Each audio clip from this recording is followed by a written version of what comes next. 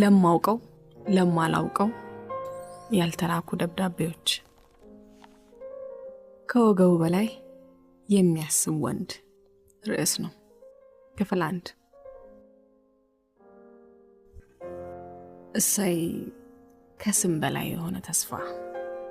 በእኛ ሀገር ባህል ልጅ ሲወለድ በተለይም ወንድ ልጅ ሲወለድ እሰይ እሰይ እየተባለ እልልታው ደስታው ከመነግራችሁ በላይ ነው።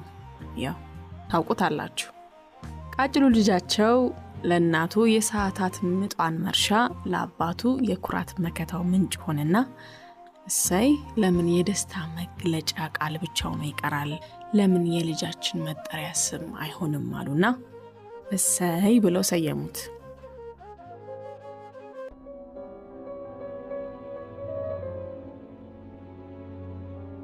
እሰይ እንኳን የተወለድክ፣ እንኳን ወንድ ሆንክ።